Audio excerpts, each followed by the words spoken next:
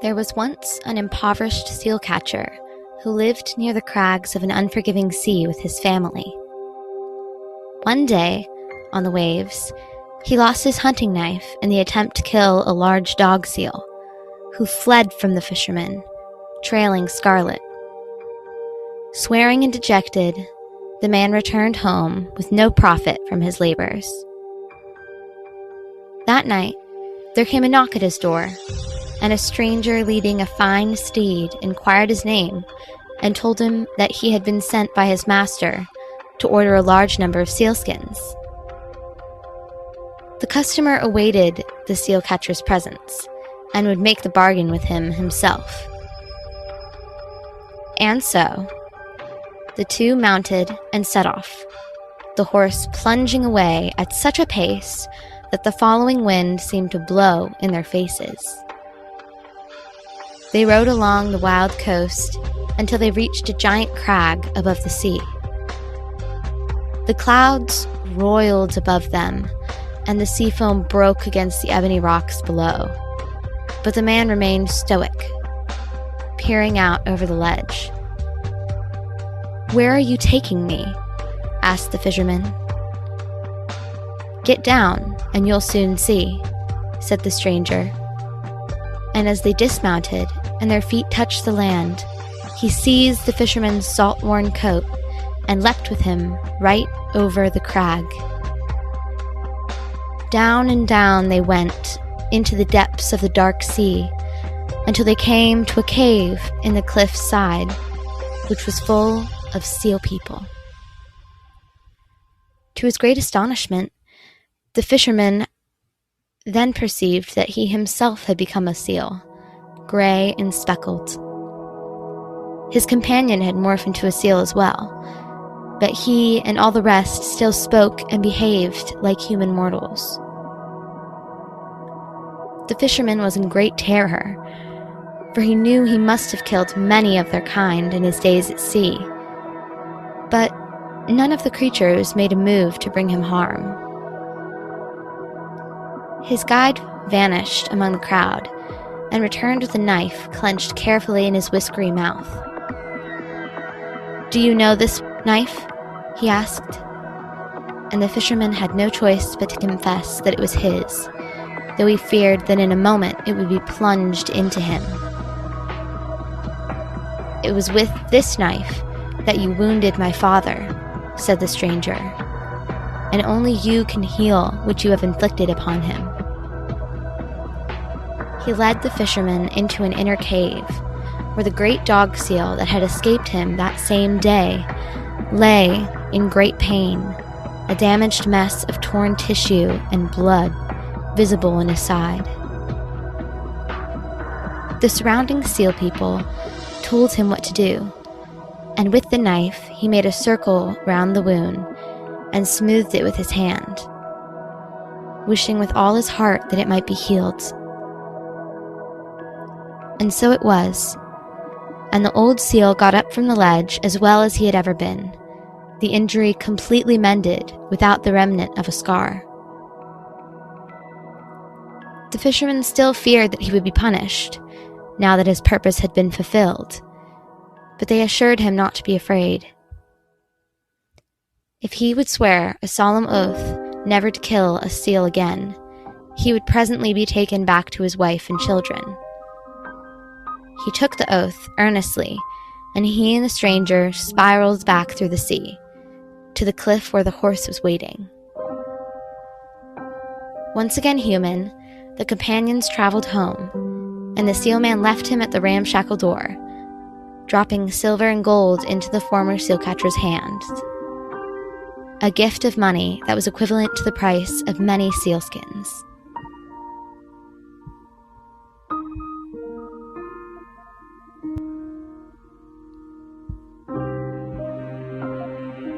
Hello, and welcome to Our Veil of Smoke and Gold podcast. I'm your host, Annalise, and in this episode, the topic of discussion will be trained on Selkies, roan, and seal people, commonly called seal maidens. These three aforementioned names all refer to the same basic water fae, with only slight variations. But essentially, in Orkney and Shetland legend, they are known as Selkies. In the Highlands and surrounding islands, they are roan.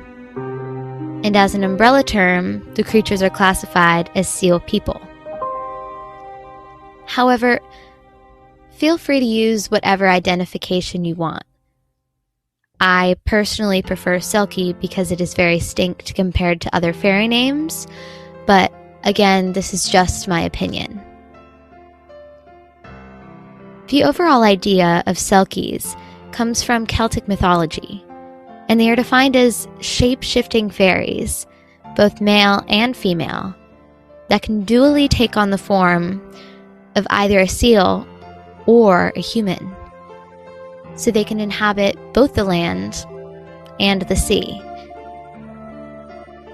Another word for their ability to transform is therianthropy, which comes from the Greek therion, meaning beast, and anthropy, meaning human.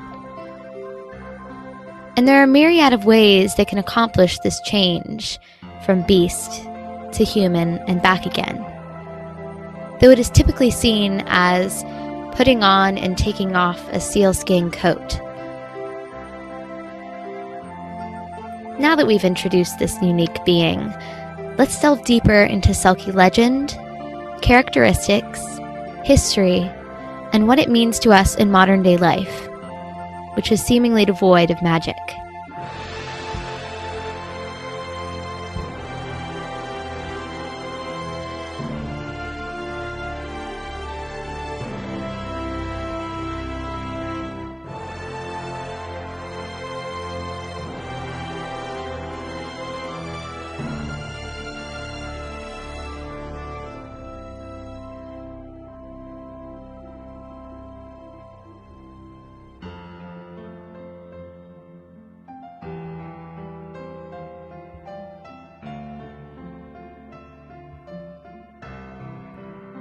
Origins, first writings, and role in history.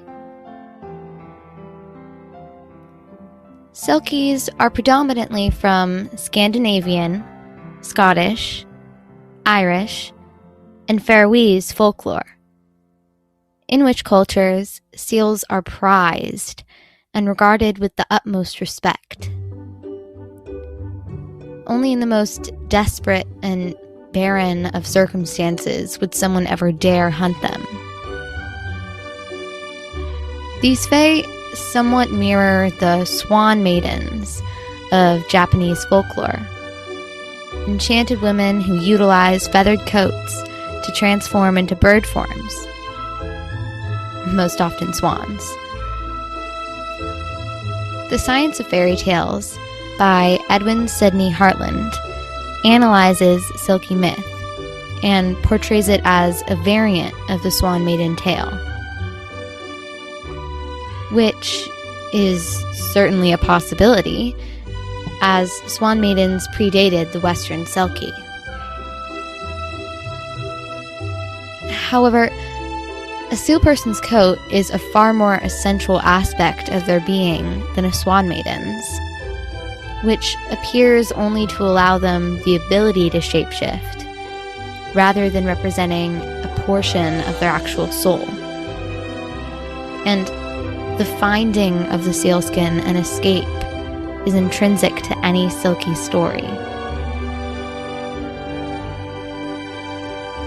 The notion of a human seal figure could also have arisen as a personified representation of these cultures' reverence towards seals.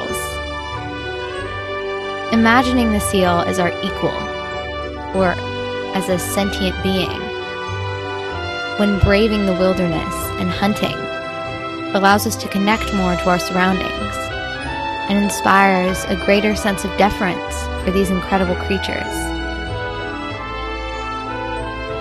Fairies and other creatures are also often imagined to justify the occurrence of what, at the time, were inexplicable medical deformities, or incurable diseases. And the seal people are no different. In folklore, roan and selkies were said to mate with humans, occasionally giving way to children who took on a fishy appearance. These stories were likely based off of birth defects or genetic conditions, such as syndactyly, a hereditary growth of skin between two fingers that sort of resembles a flipper. Ichthyosis, a genetic skin disorder that causes patches of skin to harden and appear scaly. Or anencephaly, the absence of a major portion of the brain, skull, and scalp that occurs during embryonic development and leaves a baby with an almost seal-shaped head. These are all very depressing, but unfortunately, very real deformities.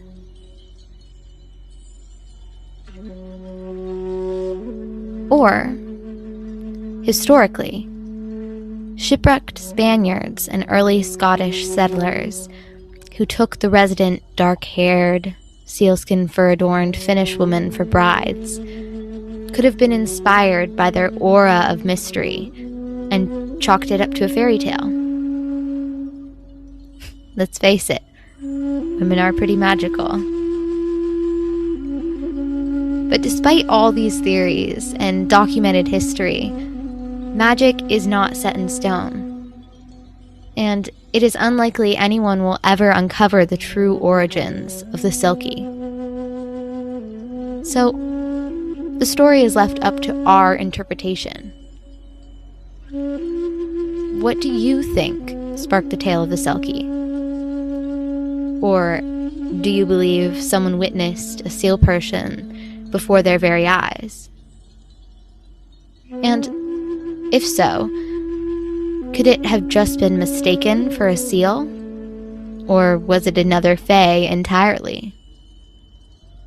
No matter what the inspiration behind this mythical creature, the legends and folklore spun over the course of generations of Celtic mythology have painted a truly beautiful picture of the Selkie. So, let's explore that now.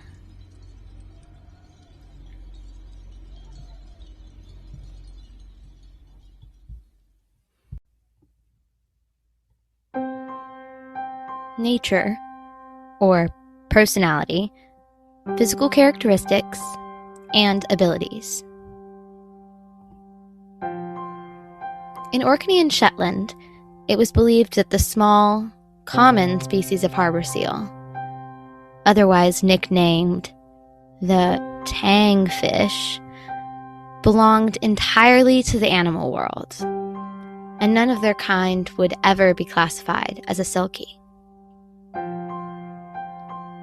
Although the same was not true for larger seals, the great seal, the gray seal, and the crested seal, among others, for they were the Selkie folk, whose true form was actually human.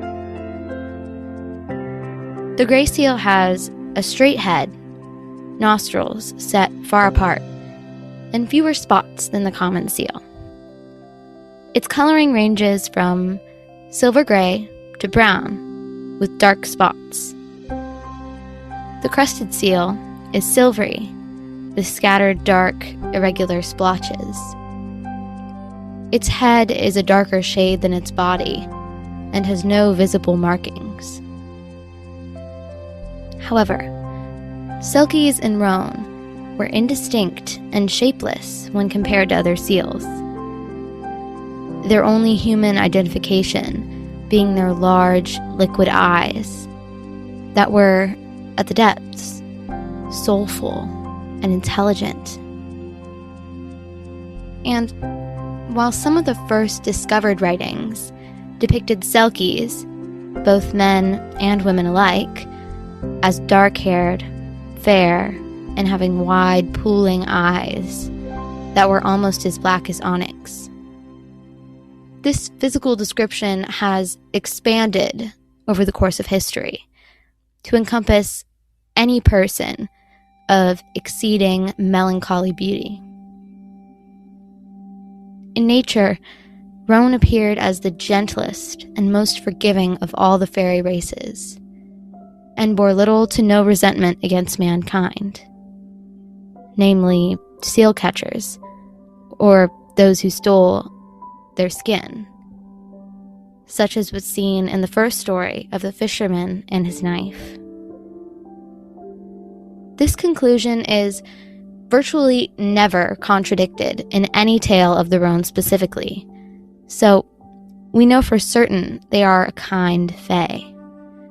The definitive personality of Selkies, though, is more controversial. Male Selkies present in stories as amorous or had great sexual desire and would make expeditions ashore to court and sleep with mortal women, though these relationships never lasted long. On the other hand, female Selkies were frequently presented as unwilling brides. In varying tales where a lonely man comes upon a Selkie coat, the Selkie would beg to no avail for him to return him, but would eventually acquiesce and wed the hunter, always keeping a wistful eye on the sea. This demonstrates the crucial role the sealskin plays in the life of a Selkie.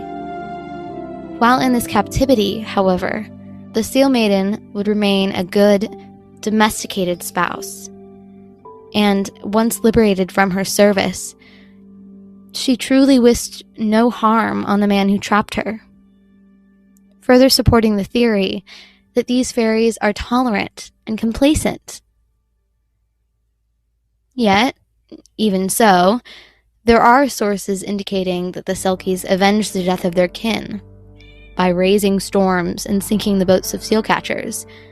So, the true intentions of Selkies remain a bit of a mystery.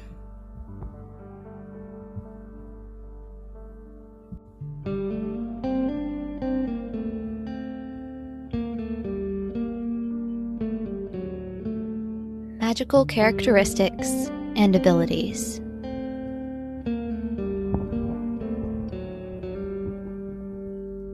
Evidently, the Selkies' most dominant magical feature is their coat, or rather, their ability to perform therianthropy. Selkies or Roan seem native to the air and need a magical object with which to make their passage through the sea. The very fact that the Fae are in possession of a sealskin coat indicates that their natural form is as a human, and the garment is merely a seal disguise, rather than the other way around. The Irish Marrows exist under the same condition, but wear red caps instead of sealskins to enable them to pass through the waters. To cite an Encyclopedia of Fairies by Catherine Briggs, like other Scottish fairy creatures, they were supposed to have been angels driven out of heaven for some lesser faults, but not bad enough for hell. Another explanation was that they were a human race, banished to the sea for their sins, but yet allowed to wear human shape upon land. Some men thought they might be yet capable of salvation. End quote. The skin is a materialized extension of a Selkie's soul, representing their connection and vital need of the sea. Though this aspect of a Selkie should not be mistaken for a separable soul, or external soul, which can be parted with and hidden to avoid death, whereas Selkies, as is repeatedly demonstrated throughout the tales of fairy brides, cannot be far from their coat, and must do whatever necessary in the hopes of regaining ownership of their skin. When forced to remain on land or at a great distance from their coat, normally due to a selfish male figure, seal maidens will, if they are fortunate enough to remain alive, develop a great and insatiable yearning for the sea that is shown only through their passionate eyes. Their physical condition deteriorates as well, so much so that their skin grows cracked and dry and is in a constant state of dehydration, and tears cannot even well for their pain. It was additionally believed in Orkney and Shetland that when the blood of a Selkie is shed in the sea, a storm arises and is often fatal to nearby ships or harbors.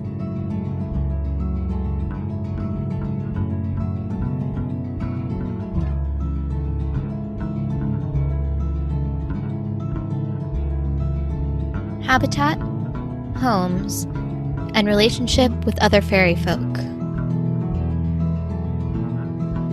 Selkies were said to inhabit an underwater world, which could entail sharing a communal cave, such as is the case in the first story, or making a humble abode on a lonely skerry, a rocky island or reef. Occasionally, they can be seen emerging from the ocean to shed their white silky coat and dance on the sand, bathed in moonlight, especially the light of the full moon, a magical symbol used as a trope in many folk tales. A widely known folk song depicting a Selkie and his life is The Great Selkie of Sool Skerry, Child Ballad number 113, that goes along the lines of this. An earthly nurse sits and sings, and aye she sings by Lily Ween. How lovely child! And little know I my child's father, far less the land where he dwells in. For he came on night to her bed feet, and a grumbly guest, I'm sure, was he, saying, Here I am, thy child's father, although I be not comely. I am a man upon the land, I am a Selkie on the sea, and when I'm far and far from land, my home it is in Sool Skerry. And he had taken a purse of gold, and he had placed it on her knee, saying, Give me, too, my little son, and take thee up thy nurse's fee. And it shall come to pass on a summer's day, when the sun shines bright on every stone, I'll come and fetch my little young son, and teach him how to swim the foam. And ye shall marry a gunner good, and a right fine gunner I'm sure he'll be, and the very first shot that he ever shoots will kill both my young son and me. As for Selkie's relations to other fae, I suppose it's safe to assume that they are generally kind and cooperative. However, there aren't many descriptions of them interacting with any other magical being, except mermaids, of course.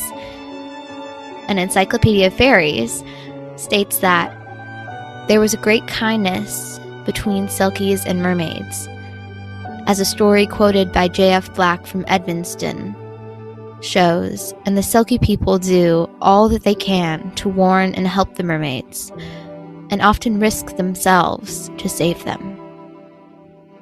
End quote. The story J.F. Black mentioned here tells of a deceitful Shetlander who happened upon a seal and chose to stun and skin it, discarding its body into the sea. because of the reverence towards seals in Shetland culture, the young fisherman returned to his companion's encampment, claiming that he had found the seal dead rather than alive, making it morally acceptable for him to skin it, even if it was, in fact, a Selkie. But, unbeknownst to the fisherman, the tormented seal still lived, and once it regained consciousness, the Selkie swam down beneath the sea and entered a cave inhabited by a mermaid. The only assistance the mermaid could offer to the Selkie was by retrieving its coat, so the mermaid valiantly allowed herself to be captured by the ship's crew that had possession of the sealskin. Despite his actions, the young fisherman had already begun to feel remorseful for killing the seal. So, when he witnessed the mermaid being drawn aboard, he was horrified and begged earnestly for his fellow sailors to release her. But they had already begun betting on how much the mermaid would sell for on the mainland, and anxiously set off for the nearest harbor. The poor mermaid, tangled and bleeding from the ropes, lay on her friend's skin, awaiting death as she suffocated from the upper air, which she could not withstand for much longer. She knew that her passing would initiate a storm of massive strength, and was hopeful that the Selkie's coat would at least be swept down to the watery abode where the seal was hidden. And so indeed it happened. The boat was sunk, too late to save the mermaid, but with her body, the coat sifted down through the ocean to the Selkie, who was able to adorn her sealskin again and be free. For this reason, Selkies feel obligated to return the mermaid's charity and do whatever possible to help them in their times of need.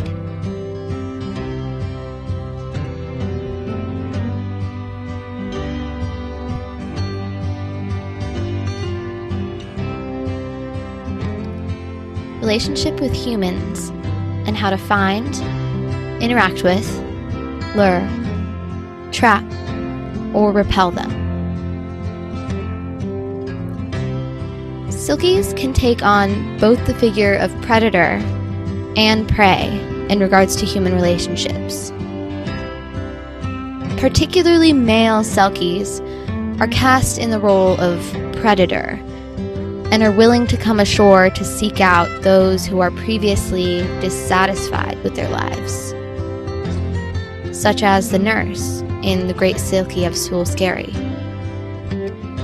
or lonely mortal women manage to summon the Selkie by letting 7 tears slip into the sea.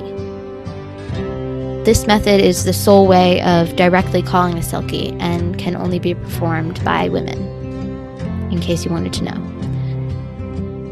And in these such voluntary fairy-human relationships, after some time, the Selkie must return to his or her underwater home for a period of 7 years before they are even able to go on land once more.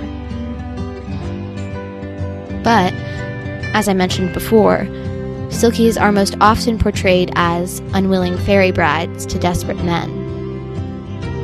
If someone succeeds in stealing a Selkie coat, which is possible as they regularly transform into humans and leave their sealskins unattended on a nearby shore for amusement,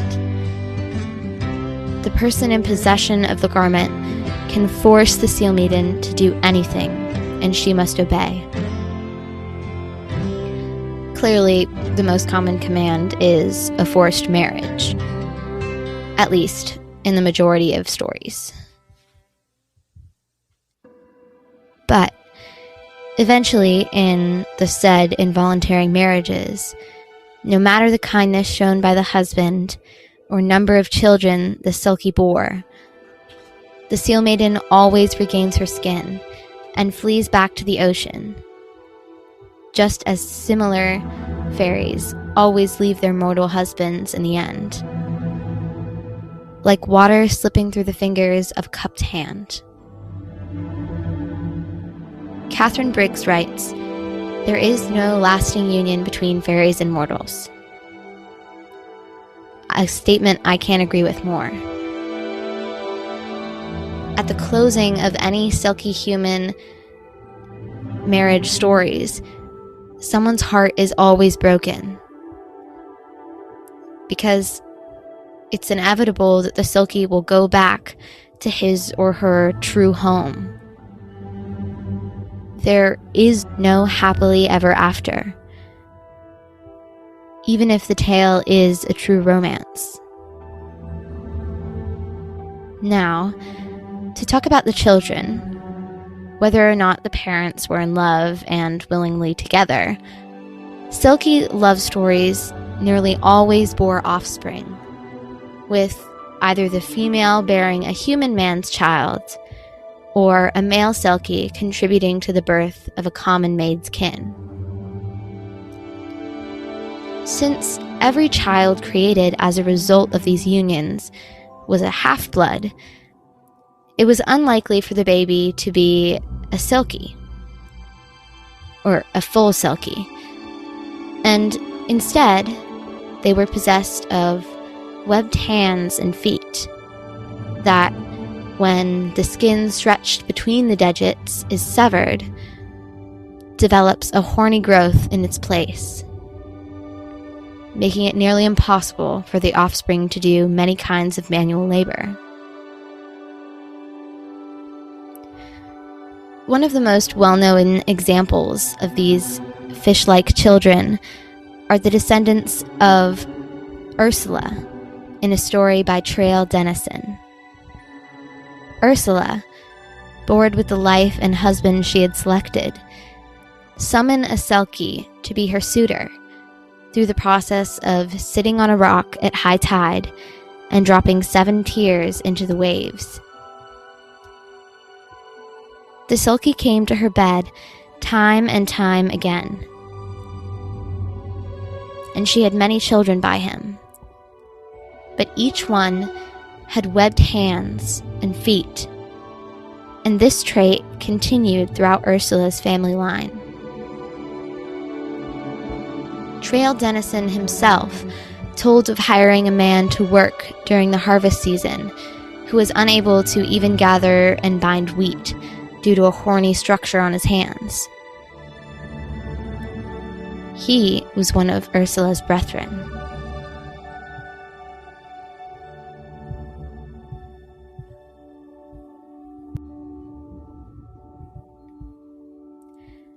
And that concludes part 1, Selkies episode.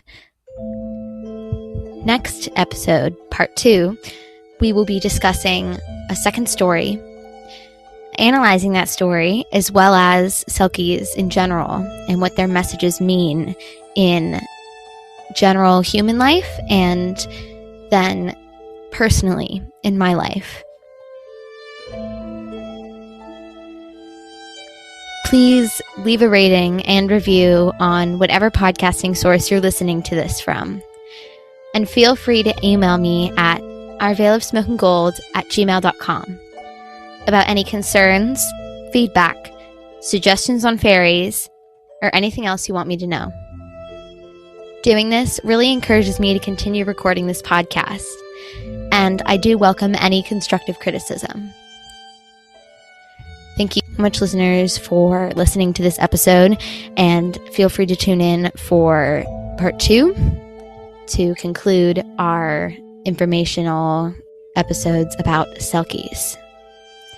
This is Annalise on our Veil of Smoke and Gold podcast. Thanks again for listening, and I'll see you in our part 2.